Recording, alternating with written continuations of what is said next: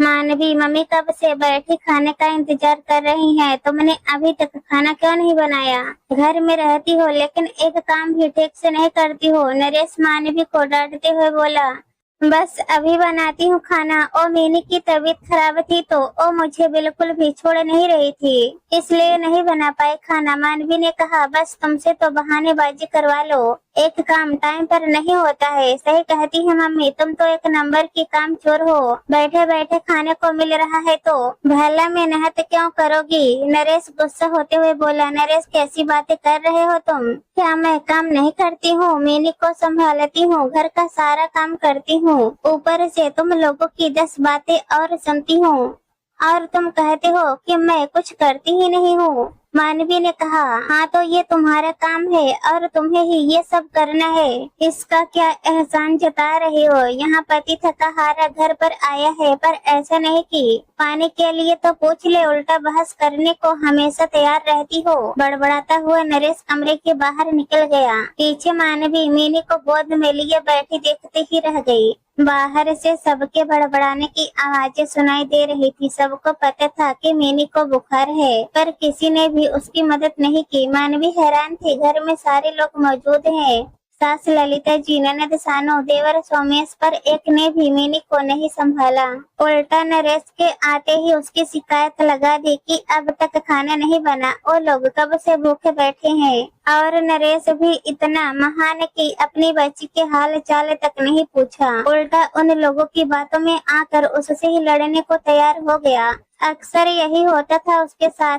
काम में कोई उसकी मदद नहीं करता था, सारा काम उसे ही करना पड़ता था। ऊपर से नरेश को ये कहने से भी वो लोग बाज नहीं आते थे कि मधु कुछ नहीं करती है। और जब मानवी समझाने की कोशिश करती कि उसने क्या क्या काम किया, तो नरेश सीधा मुंह पर ही कहता था, काम तुम्हारा है, तुम्हें ही करना है, इस पर एहसान जताने की जरूरत नहीं है। खैर मानवी उठी और मीनी को लेकर रसोई में आ गई। जैसे तैसे खाना बनाने की कोशिश करने लगी, लेकिन मीनी थी कि रोए जा रही थी, बिल्कुल चुप ही नहीं हो रही थी। उसका रोना सुनकर ललिता जी बाहर से चिल्लाई, अरे अब उसे रुलाती ही रहोगी या चुप भी कराएगी? एक बच्ची नहीं संभालती तुझसे तो भला मेरे इस घर को क्या संभालोगी? जब मानवी ने देखा कि कोई बच्ची को ले नहीं रहा है तो उसने दाल चावल कुकर में चढ़ाए और मीनी को लेकर चुप कराने लगी। जब दाल चावल बन गए तब उसने सानू से कहा, सानू मैं मीनी को चुप करा रही हूँ, तुम सबके लिए खाना लगा दो। हाँ बस अब तेरा काम भी मेरी बेटी ही करेगी। सानू जा खाना लगा कर लेकर आ, तेरी भाभी के भरोसे तो हम आज भूखे ही रह जाएंगे। ललिता जी चिढ़ते हुए बोली।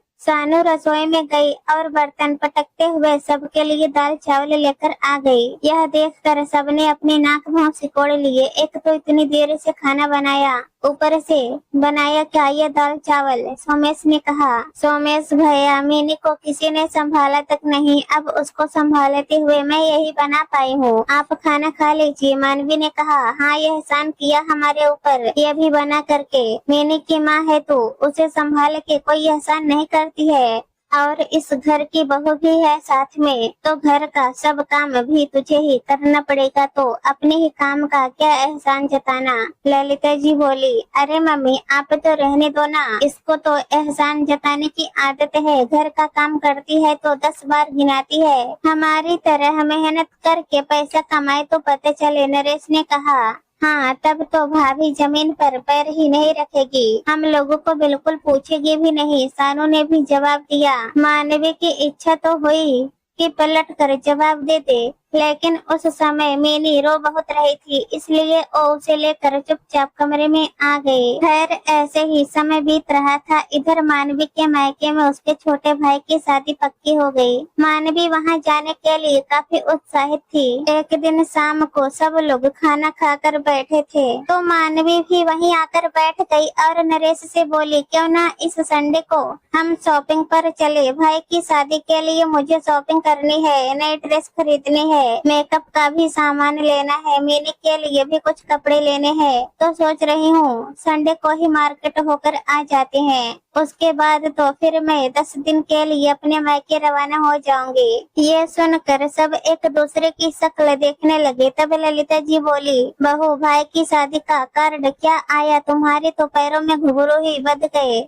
और क्या जरूरत है इतना सब नया सामान खरीदने की? तुम्हारी शादी को 3 साल ही तो हुए हैं। काफी कुछ तो उस समय का ही नया पड़ा हुआ है तुम्हारे पास। पैसे कोई पेड़ पर थोड़ी ना उगते हैं। ललिता जी के कहते ही मानवी का चेहरा उतर गया। लेकिन अब तो घर के सारे लोग इस बातचीत में शामिल हो गए। हाँ भाभी, थोड़ा तो आपको भी सोचना चाहिए। भाई की जेब पर थोड़ा तो तरस खाओ, सोमेश ने कहा। अरे भाई, कहाँ समझा रहा है तो इसे? एक पत्नी तो वो होती है जो समझदारी से अपना घर चलाए, पति की जेब के अनुसार कार्य करे। पर इसे क्या पता मैं कितनी मेहनत करके पैसा लेकर आता हूँ। और इसने फट से ऑर्डर दे दिया शॉपिंग करने का। नरेश हंसते हुए सोमेश से बोला। उसकी बात सुनकर सब लोग जोर जोर से हंस दिए, पर नरेश चुप नहीं हुआ। उसने अभी भी बोलना जारी रखा। अरे भाई, सोच समझ कर शादी करना। आजकल साथ देने वाली बीवी बहुत कम मिलती है। अधिकतर सिर्फ आपके पैसों के पीछे भागेगी और कुछ नहीं। जब तक आपके पास पैसा है तब तक वह चुप रहेगी, जितना चाहे उतना ऐठेगी। और जब आपके पास पैसा नहीं होगा तो आपको एक तरफ कर देगी। नरेश की बात पर मानवी को गुस्सा बहुत तेज आया, पर उसके गुस्से में आग में घी का काम सबकी हंसी ने किया। हैरानी तो उसे इस बात की थी कि सानू और मम्मी जी भी हंस रहे थे, जबकि वो खुद औरत हैं। अब मानवी ने जवाब दिया, अरे वाह, आपको अच्छे से पता है कि औरत सिर्फ पैसों के पीछे भागती है। उसे आदमी से सिर्फ पैसा ही चाहिए, तो आप आदमी को क्या चाहिए? यहाँ हम परेशान हो रहे होते हैं, बीमार रहते हैं, मर भी रहे होते हैं, तो भी तुम्हें पहले अपने घर के लोगों की खुशी के लिए घर का काम चाहिए होता है। हम भी करते हैं ना। और अगर हम ये कहते कि हमने काम किया है तो फट से एहसान का नाम दे दिया जाता है, तो एक बात बताओ, हमारी इच्छाओं की पूर्ति हम कहाँ से करें? अपने ही पति से पैसा लेना पैसा ऐंठना हो गया। अगर मैं घर का काम करती हूँ तो ये मेरी जिम्मेदारी है, आप पर एहसान नहीं। उसी तरह आप कमाते हो तो आप मुझ पर एहसान नहीं कर रहे हो। ये आपकी जिम्मेदारी है। और मैंने कौन से लाखों रुपए मांग लिए आपसे, और ना ही कोई सोने के गहने की डिमांड की। फिर भी आपको ऐसा क्यों लग रहा है कि मैं आपसे नाजायज डिमांड कर रही हूँ? अरे बहू, तुम तो बात को कहीं से कहीं और लेकर जा रही हो। हम तो सिर्फ मजाक कर रहे थे, मजाक का मतलब ही नहीं समझती हो क्या? ललिता जी ने कहा। मम्मी जी, अधिकतर ताने मजाक में ही दिए जाते हैं, मुझसे इस तरह का मजाक मत कीजिएगा, कहकर मानवी कमरे में चले गए। लेकिन आज उसका सटीक जवाब सुनकर कोई कुछ कह नहीं पाया। पर एहसान जताना कौन छोड़ता है? एक बार कहने में कि कोई अपनी हरकतें छोड़ दे तो बात ही क्या है।